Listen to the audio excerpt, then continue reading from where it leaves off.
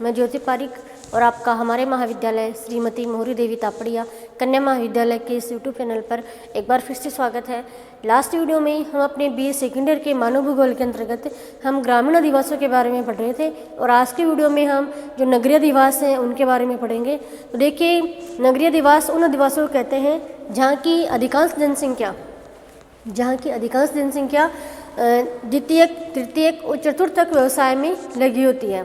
ठीक है, मतलब वह अधिवास जिनकी जो संख्या है उस जनसंख्या का जो संबंध है वो कृषि, खनन या फिर मत्स्य उद्योग से न होकर उनका संबंध जैसे परिवहन है, ठीक है, व्यापार है, वाणिज्य है, सेवा है, इनसे इनका संबंध होता है। तो हमने पहले पढ़े थे ग्रामीण अधिवास। तो ग्रामीण अधिवास में क्या था कि जहाँ की जनसंख्या प्राथमिक कार्य में लगी होती है और नगरीय अधिवासियों की जनसंख्या है वो द्वितीयक, तृतीयक और चतुर्थक व्यवसाय में लगी होती है।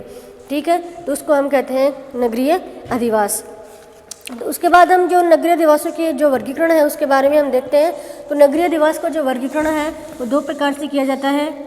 एक है स्थिति के आधार पर वर्गीकरण, स्थिति के आधार पर,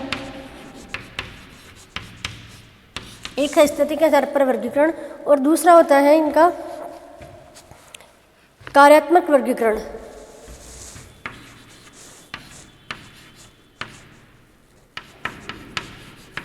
कार्यात्मक वर्गीकरण।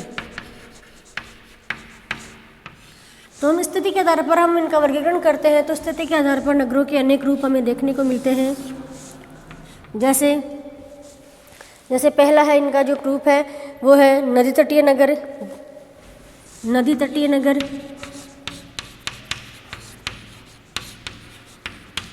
दूसरे हैं झील तटीय नगर, झील तटीय नगर। तीसरे हैं बंदरगाह के रूप में विकसित नगर, बंदरगाह है निकट।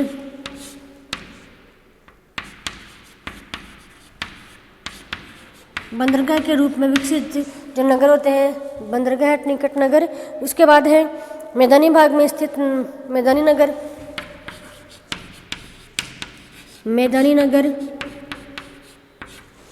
मैदानी नगर है। उसके बाद है पर्वतपदीय और मरुधर नगर, पर्वतपदीय या फिर लास्ट है मरुधर नगर। तो ये है इनकी स्थिति के आधार पर नगर का वर्गीकरण। स्थिति के आधार पर नगर कई प्रकार के होते हैं। नदी तटीय वर्गीकरण, दूसरे हैं झील तटीय वर्गीकरण, तटीय नगर। उसके बाद है बंदरगाह है निकट नगर, फिर मैदानी नगर, पर्वतपदीय नगर और मरुधर नगर। फिर हम कार्यात्मक आधार पर जब इनका वर्गीकरण करते हैं तो देखिए औद्योगिक नगर है, व्यापारिक नगर है, परिवहन नगर है। एक है औद्योगिक नगर,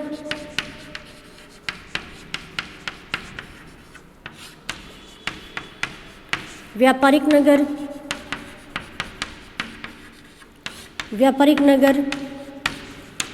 परिवहन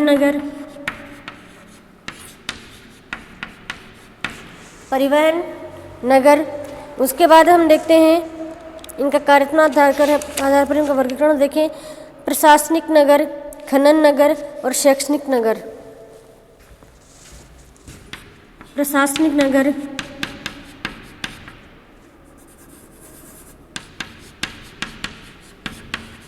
प्रशासनिक नगर,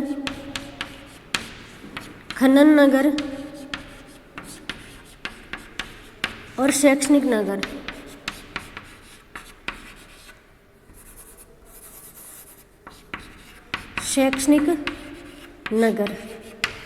तो कार्यात्मक आधार पर भी ये जो नगर है वो कई प्रकार के होते हैं। औद्योगिक नगर होते हैं, परिवहन नगर होते हैं, उसके बाद व्यापारिक नगर होते हैं, प्रशासनिक नगर होते हैं, खनन नगर और शैक्षणिक नगर। तो यह है इनका कार्यात्मक आधार पर वर्गीकरण। तो पहले हम जो स्थिति के आधार पर जो नगरों के जो वर्गीकरण है उनके बारे में हम देखते हैं। तो इनमें पहले है स्थिति के आधार पर नगरों का वर्गीकरण, जिसमें पहला है नदी तटीय वर्गीकरण या फिर नदी तटीय नगर, नदी तटीय नगर। देखिए नदी तटीय नगर का मतलब है कि इन नगरों का जो विकास होता है वो नदियों के किनारे होता है। जब नगरों का विकास नदियों के किनारे होता है तो उसे हम कहते हैं नदी तटीय नगर। जैसे हम भारत में देखें, भारत में गंगा नदी है, तो गंगा नदी के किनारे जैसे इलाहाबाद है, ठीक है, इलाहाबाद है, उज्जैन है, उसके बाद कानपुर, वाराणसी, इलाहाबाद, पटना, इन सभी नगरों का विकास गंगा नदी के किनारे हुआ है। तो ये सभी नगर हैं वो है नदी तटीय नगर। उसके बाद जो दिल्ली है, दिल्ली का जो दिल्ली नगर है जो किस नदी के किनारे बसा हुआ है, यमुना नदी के किनारे, तो यह भी एक नदी तटीय नगर है, ठीक है। उसके बाद अगला जो नगर है वो है झील तटीय नगर। झील तटीय नगर, देखिए झील तटीय नगर का विकास होता है झीलों के किनारे। जब नगरों का विकास झीलों के किनारे होता है तो वे होते हैं झील तटीय नगर, ठीक है। तो इनमें हम देखें, झील तटीय नगरों में हम देखें तो जो संयुक्त राज्य अमेरिका है, संयुक्त राज्य अमेरिका में 5 महान झीलें हैं, ईरी, ओंटेरियो, मिशिगन, सुपीरियर और ह्यूरन। तो इन नदियों के किनारे बसे हुए जो देश, जो नगर हैं उनको हम कहेंगे झील तटीय नगर। जैसे इनमें प्रमुख हैं शिकागो, जो किस नदी के किनारे बसा हुआ है, किस झील के किनारे है, मिशिगन नदी झील के किनारे शिकागो, शिकागो है मिशिगन झील के किनारे, मिशिगन,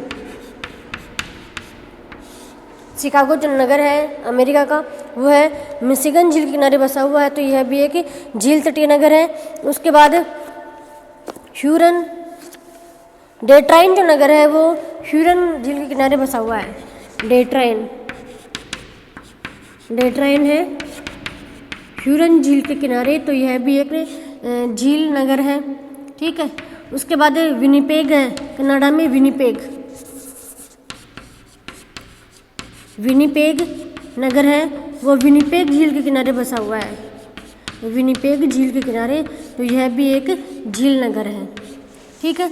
तो मतलब झील के किनारे जब भी नगरों का विकास होता है तो उसे हम कहते हैं झील तटीय नगर। उसके बाद अगले नगर है बंदरगाह के रूप में विकसित नगर है, अगले हैं बंदरगाह है। देखिए जब नगरों का विकास जब बंदरगाहों के किनारे पर स्थित होता है या फिर बंदरगाहों के होने के कारण से जब नगरों का विकास होता है तो बंदरगाह के रूप में विकसित नगर होते हैं। जैसे हम भारत में देखिए, जैसे भारत में मुंबई है, ठीक है, मुंबई जो नगर है वो मुंबई नगर पर जो मुंबई बंदरगाह उसकी वजह से बसा हुआ है। उसके बाद चेन्नई जो है बंदरगाह है, चेन्नई बंदरगाह पर चेन्नई नगर बसा हुआ है। तो मतलब बंदरगाहों की वजह से जब नगरों का विकास होता है तो वह होते हैं बंदरगाह नगर। और हम उसके अलावा Mumbai, Kolkata, Chennai, Tokyo, London, New York, Shanghai, ये सभी जो देश हैं, ये सभी जो नगर हैं वो बंदरगाहों के किनारे बंदरगाहों के रूप में विकसित नगर हैं। उसके बाद अगले हैं मैदानी भाग में स्थित नगर। देखिए जो नदियों के द्वारा बनाए गए जो मैदानी भाग है, उस मैदानी भाग में जब नगरों का विकास होता है तो वो होते हैं मैदानी नगर। जैसे भारत में देखिए, जैसे भारत में गंगा नदी है, गंगा और यमुना नदी के द्वारा बनाए गए जो मैदान है, गंगा ब्रह्मपुत्र के द्वारा बनाए गए जो मैदानी भाग है, उस मैदानी भाग में जब नगरों का विकास होता है तो वे मैदानी नगर होते हैं। तो अब भारत में हम जो उत्तर प्रदेश और मध्य प्रदेश में हम देखते हैं तो यहाँ पर विशेष रूप से जो नगर हैं जैसे मेरठ है, ठीक है। उसके बाद हम देखिए तो जयपुर है, लुधियाना है, ये जो नगर है वो नदियों के द्वारा बनाए गए जो मैदानी भाग है उस मैदानी भाग में विकसित नगर हैं। उसके बाद अगला नगर है पर्वतपदीय नगर। देखिए जब नगरों का विकास पर्वतों की तलहटी में होता है, जब नगरों का विकास पर्वतों की तलहटी में होता है तो वे होते हैं पर्वतपदीय नगर। जैसे भारत में जो हिमालय पर्वत श्रेणी है, उस हिमालय पर्वत श्रेणी का जो लास्ट का जो शिवालिक है, तो शिवालिक के पर्वतपदीय क्षेत्र में जो शिवालिक है वो लघु हिमालय का पर्वतपदीय भाग है। लघु हिमालय के तटीय क्षेत्र में शिवालिक बसा हुआ है, मतलब शिवालिक स्थित है, तो शिवालिक लघु हिमालय का पर्वतपदीय क्षेत्र है। और शिवालिक के क्षेत्र में जो बसे हुए जो नगर हैं वो गए पर्वतपदीय नगर। जैसे उत्तराखंड के जो अधिकांश जो नगर हैं वह पर्वतपदीय नगर हैं। उसके बाद अगले जो नगर हैं वह है मरुधर नगर। तो देखिए जो मरुस्थलीय क्षेत्र है, जो मरुस्थलीय क्षेत्र है तो उस मरुस्थलीय क्षेत्र में बसे हुए जो नगर हैं वो है मरुधर नगर। जैसे राजस्थान में आप देख लीजिए, राजस्थान के पश्चिमी रेगिस्तान में जैसे जोधपुर, जैसलमेर, बीकानेर, ये बाड़मेर, ये सभी क्या है, ये सभी मरुधर नगर माने जाते हैं क्योंकि मरुस्थलीय क्षेत्र में बसे हुए नगर हैं, ठीक है। तो यह ज्ञान की स्थिति के आधार पर वर्गीकरण। उसके बाद हम देखिए जिनका कार्यात्मक वर्गीकरण के बारे में हम देखें तो पहला है औद्योगिक नगर। पहले है औद्योगिक नगर। तो देखिए जब नगरों का विकास जब उद्योगों के क्षेत्र में होता है, जब जो इस प्रकार के जो उद्योग लगाए जाते हैं और बड़ी बड़ी इंडस्ट्रियाँ लगाई जाती है और उन इंडस्ट्रियों की वजह से उस क्षेत्र में जनसंख्या का निवास होने लगता है, जनसंख्या धीरे धीरे बढ़ने लगती है और एक बड़ा नगर बन जाता है, तो उसे हम कहते हैं औद्योगिक नगर। मतलब उद्योगों के क्षेत्र में जब नगरों का विकास होता है तो उसे हम औद्योगिक नगर कहते हैं। तो औद्योगिक नगर है विश्व में कई तरीके के कई प्रकार से देखने के मिलते हैं। जैसे विश्व में बर्मिंघम है, अमेरिका में बर्मिंघम, शिकागो, क्वीनलैंड, डेट्रॉयट, लिवरपूल, ठीक है। उसके बाद हम देखें तो जर्मनी में म्यूनिख, मॉस्को, ठीक है। ये सभी जो नगर हैं वो औद्योगिक नगर हैं। उसके बाद हम भारत में देखिए, भारत में जैसे मुंबई है, बेंगलोर है, अहमदाबाद है, ये सभी औद्योगिक नगर माने जाते हैं। मतलब उद्योगों के क्षेत्र में बसे हुए नगर होते हैं।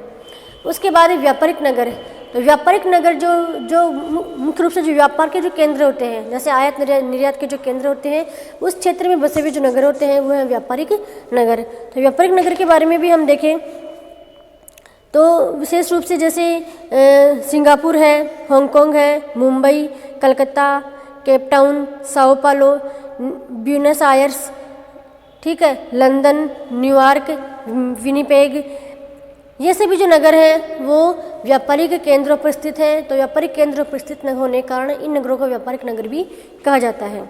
उसके बाद है परिवहन नगर।